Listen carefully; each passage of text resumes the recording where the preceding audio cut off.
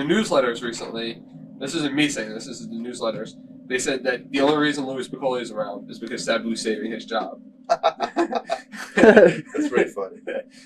I don't know if it's true or not. Yeah. It might be.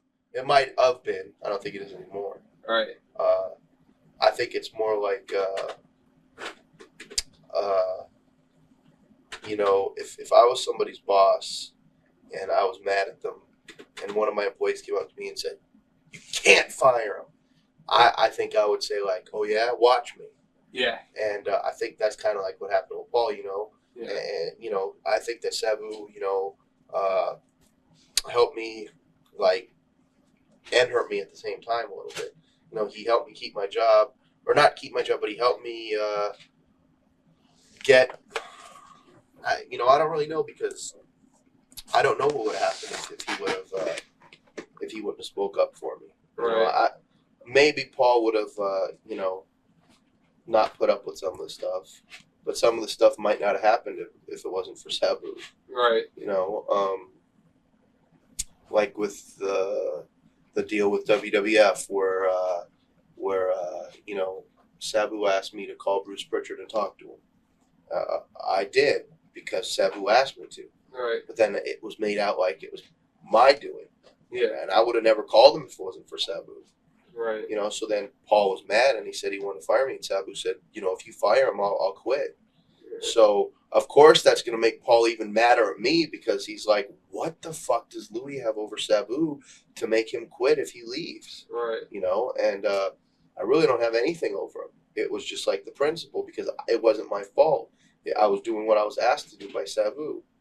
But now I think it's pretty much, all that is done. Yeah. I don't need, at this time, I'm not saying I won't need him in the future, but at this time, I don't need Sabu to keep my job. Right. With the stuff that is going on, that will be going on with Tommy, and yeah, that's going to keep me in the mainstream, and it's going to be kind of hard for me to fuck up. But the only reason that Paul wanted to get rid of me was because I wanted to go somewhere else. Right. But I really didn't want to go somewhere else. It was Kevin Sullivan telling him bullshit. It was Kevin Sullivan saying, Louie Spicolli called me and said this. Kevin Sullivan called me. Yeah.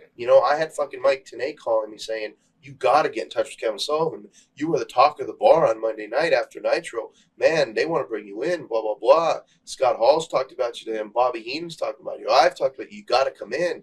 He wants to use you. So I talked to Kevin Sullivan. He doesn't want to give me enough money.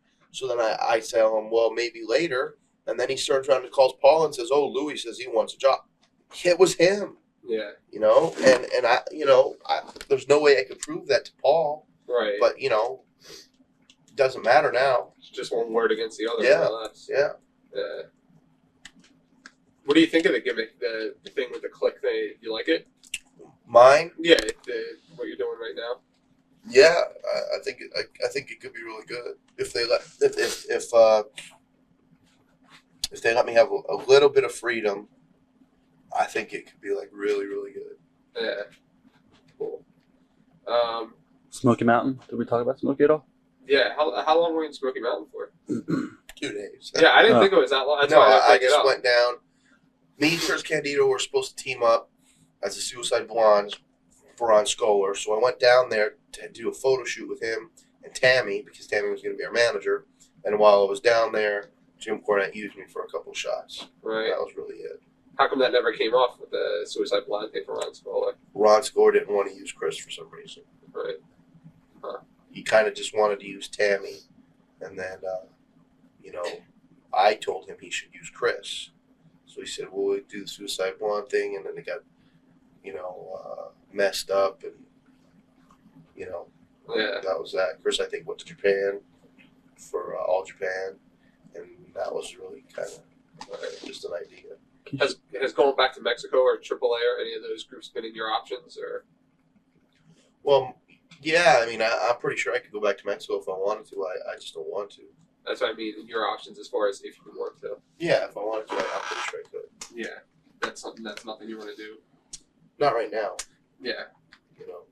Yeah. I mean, there's only so many things I could do. wish I could fucking sign a movie deal tomorrow that made me rich and not have to worry about this crap. But since I can't, you know, I have to just take it week by week and hope that, you know, the ECW TV gets me over real good and, you know, makes me a star, I guess. What do you think? Speaking of which, what do you think of newsletters that I brought them up before? What do you think of the sheets? I think that Dave Meltzer's is kind of cool. Because I don't think it's very opinionated. I think it's more whatever the news is. And plus, if it is opinionated, it's his opinion, and only his only his opinion. And like Wade Keller's newsletter, you know, I don't mind Wade Keller that much, but I don't like fucking Bruce Mitchell's and the John Williams. I think they're fucking idiots. Yeah. You know. Yeah. Basically. What do you think? What do you think Louie Spicolli's biggest asset is to a wrestling company? I have no idea. Really? No, I don't know. I guess my work, you know, and you know, I've been around for 9 years, and I think I could help any company I go to. Yeah. So it's all, you know, it's all a matter of how they're going to use you too. Yeah. You know, I mean, if it's funny, you know, like if ECW gave me any kind of freedom to kind of like express what I wanted to express, like when they told me, when you know, when we decide that we're gonna do the thing with the click, if they let me go off, it would I could go off real good. Yeah. You know, and I wish they would let me go off, and maybe they will. I don't know. Yeah. You know, but it's just like no matter how much I go off, when they edit that TV show, you know, if they don't put me going off on that TV show, then you know, then I'm not an asset. You know, because then they don't air my stuff, then I'm not an asset. Then I'm just another guy in the company. If they air my stuff and all of a sudden it gets over, then all of a sudden, wow, he is an asset. But they could have, you know, like tapes and tapes and tapes of me doing all kinds of shit, and if they don't air it, then nobody knows. You know, I mean, I've yet to get a chance to talk and to, like, you know, become my own personality on TV and let, you know, people, the general public say, we like him or we don't like him, because I haven't been given that opportunity yet. Yeah. So, you know, I think that if I'm given that opportunity, you know, if they give me the opportunity and then the people say, he's crappy, well, then fine, you know, but they can't say that until they give me that opportunity.